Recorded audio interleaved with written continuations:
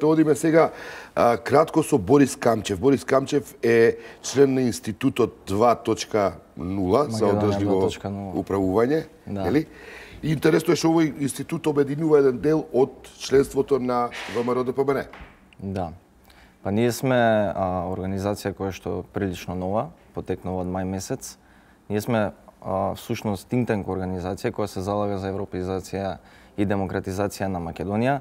Ова денес сум тука, ви благодарам првично за поканата да представам панел дискусијата која што ќе се одржи од 17 часот во Хотел Парк. Денеска во 17 часот во Хотел Парк. И кои ќе бидат гости, што е поентата да... Инаку Борис е или се уште член на ВМРО-ДПМН од Унијата на млади сили. Да. Е во раководството порано, но сега не повеќе, така? Поранешен председател на УМСОК центар. Да. Инаку за прашањето, сега сум во оваа невладина организација, еден вид институт. Ме прашавте гости кои ќе бидат, значи од 17 часот во Хотел Парк. Да, значи насловот на настанот е всушност 5 дена до одлука. Гости на настанот... Значи 5 дена до одлука, значи за референдумот. За референдумот, апсолутно, да. Гости кои што ќе бидат дискутанти на оваа панел дискусија ќе бидат Костадин Богданов, членот на извршен комитет на ВМРО-ДПМН, Ненад Марковиќ, професор на политички науки на правниот факултет, Алберт Мамуслиу, политички аналитичар, да, политички аналитичар и Игор Есмеров, поранешен амбасадор во Унгарија. Да. Одамна и наш гостина беше во отвореното студио. Што е пораката? Па ние всушност како институт сакаме да ги согледаме повеќе ставови. Всушност нашата цел е да обединиме различни ставови кои што ќе можат на некој начин да испратат една всушност заедничка порака. Се обидовме да поканевме исто така и други личности кои што првично прифатија, потоа одложија, откажаа всушност. Членови на ВМРО-ДПМН? Да. Што се исплашија? Па не знаем дали се исплашија, се надевам не, исто така и од СДСМ. Вие ќе повикате да се гласа во недела? Па ние всушност институтот им е за европеизација, да. Меѓутоа ние всушност преку овие настани се обидуваме да ги слушнеме сите ставови. Значи да. Почитуваме и оние кои што бойкотират, и оние што ќе излезат ќе гласат за, и оние кои што ќе излезат и ќе гласат против. Добро, како е, бака те прашам, бидејќи си бил дел од тие структури и кога го спомнава се плашат, каква е атмосферата во ВМРО-ДПМН? Па не спомнам дека се плашат, туку едноставно по одредено време дека не дека се плашат, се предомислиле, некои си имаат собствени одлуки, исто така и од СДСМ беа поканети, и од ВМРО-ДПМН, меѓутоа се првично прифатија, па потоа откажа. Кои се причините не знам. Ние поентата на институтот е буквално сите ги собереме, си го искажат својот став. Да се обединат околу идејата за Европска Македонија. Да си го искажат и да кажат кој е начинот, бидејќи и ВМРО и СДСМ заедно се залага за Македонија во Европска унија и НАТО, и двете партии имаат различни видувања на тоа како да се стигне до таму, па ние сакаме преку овој настани, овие настани кои што ги организираме веќе по трет пат, да слушнеме кој е начинот и кој е нивното мислење како да се стигне до таму. Борис, ти ќе излезеш во недела на гласање? Јас ќе излезам, ќе гласам против. Добро. Понака, интересираше. Значи ти имаш став. Јас сум против овој договор и сметам дека референдумот е добро место кај што може да се излезе и да се каже. Сакаш да си го кажеш својот став. Да. Какви се очекувањата на младите еве кои инклинираат кон ВМРО-ДПМН? За перспективите, како ја гледате Македонија? Па тоа различно секој може да ви го каже. Јас лично можам да ви кажам дека ја гледам Македонија понатаму членка во Европска унија и НАТО.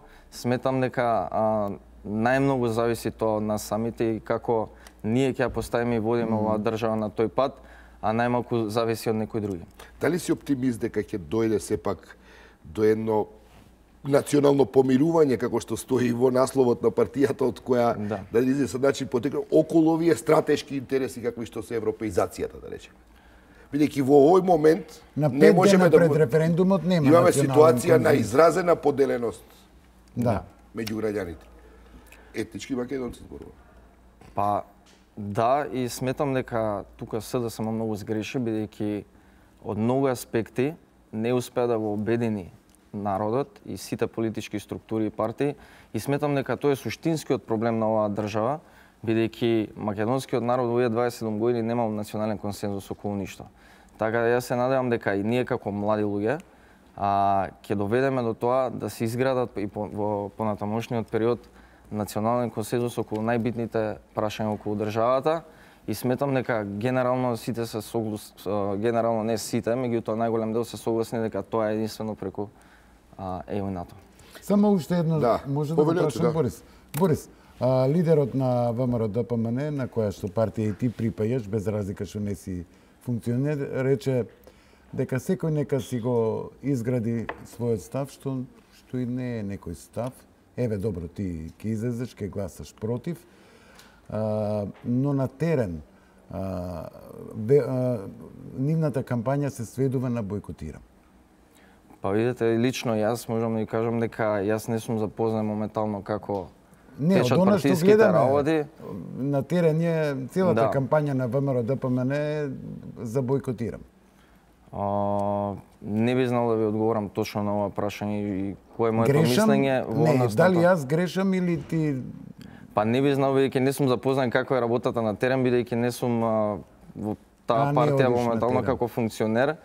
Добро, ама комуницираш со... Ниту во УМС, ниту било каде, и знам дека има и таму некои поделени ставови, иако знам дека генерално мислам сите се согласни околу тоа дека се против договорот. Како ќе го изразат тоа, дали ќе бойкотира, дали ќе излезат да гласат против, не знам. Добро, излегувањето и за и против е став. Да, добро. И против е став, да излезеш. И против е став, да.